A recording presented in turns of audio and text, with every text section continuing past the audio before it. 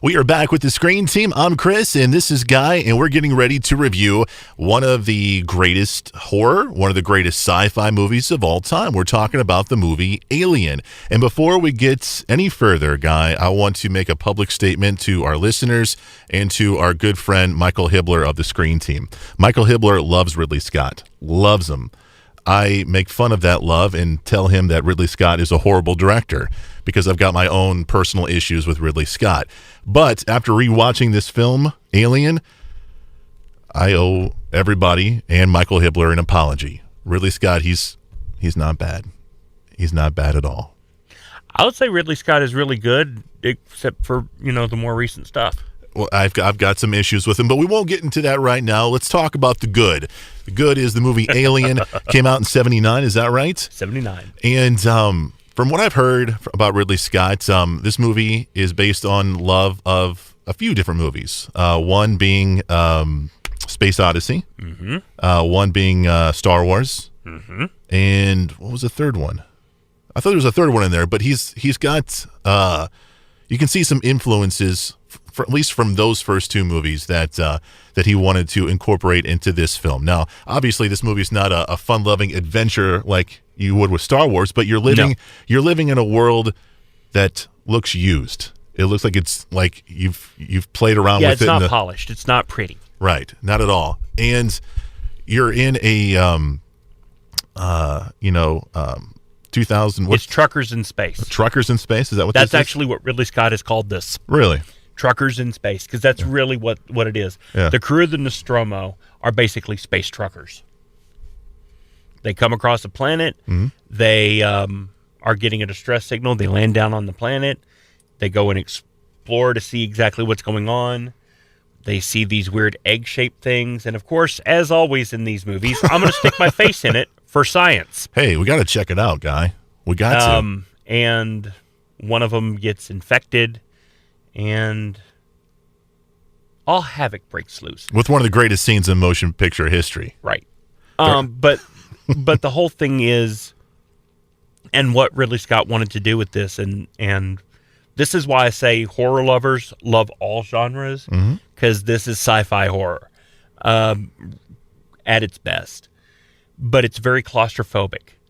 The ship looks small. Yeah, there are corridors. Yeah, there are rooms. There are places to go. But when it feels like something is coming after you and you've got barely enough room to turn in a circle, let alone run, it feels threatening. It feels terrifying. I mean, that's what they did with the trailer.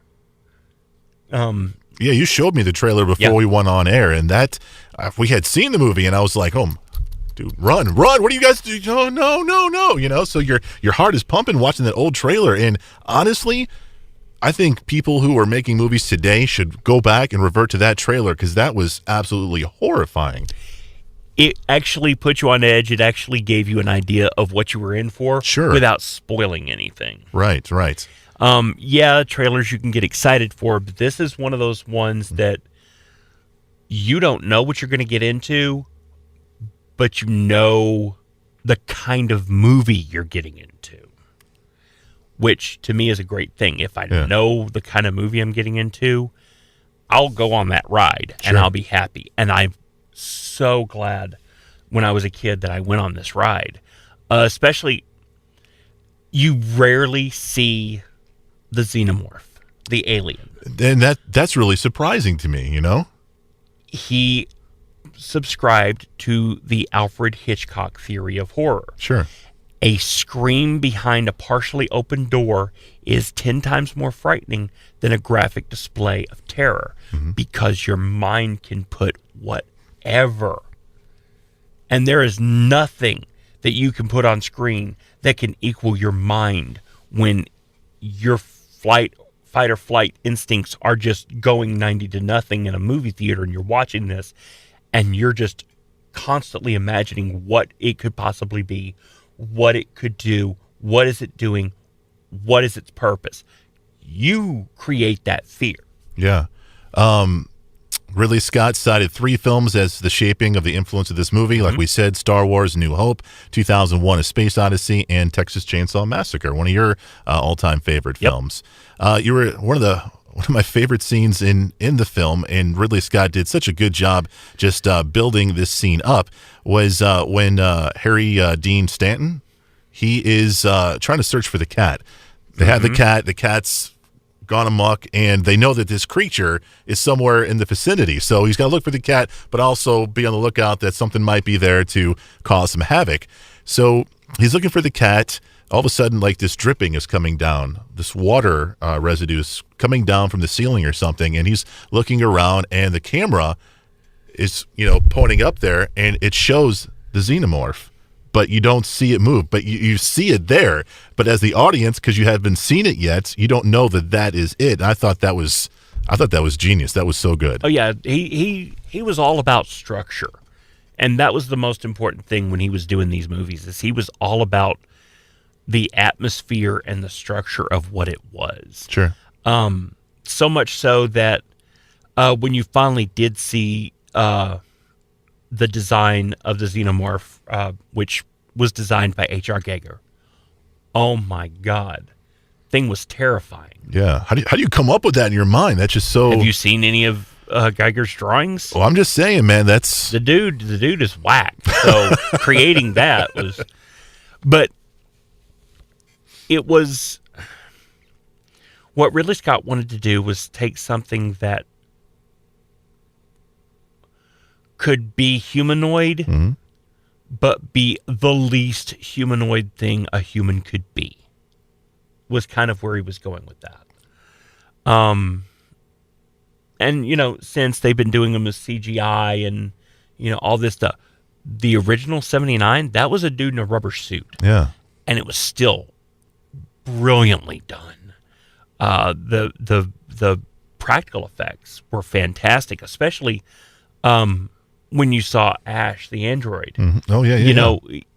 They had, had his head cut off, set on a table, and, the whole thing of actually picking it up, hooking it up, and then doing a hard cut to, him with a prosthetic around him, but it still looked like it was the same thing. Yeah. That was very well done. And for 79, it was very innovative. Yeah, and I had forgotten, because when you watch, Aliens, Ripley, Sigourney Weaver's character, she's got issues with, androids and because of the first film. And it took me a while. I was like, doesn't she know that he's an android? And then you don't find out until that was the big surprise. Yeah. And I was like, oh, dude, I bet that was like a shocking reveal when the movie came out. Well, that's why in the sequel, Aliens, the Bishop android, she made a big stink about it, and they made the point of putting it in dialogue.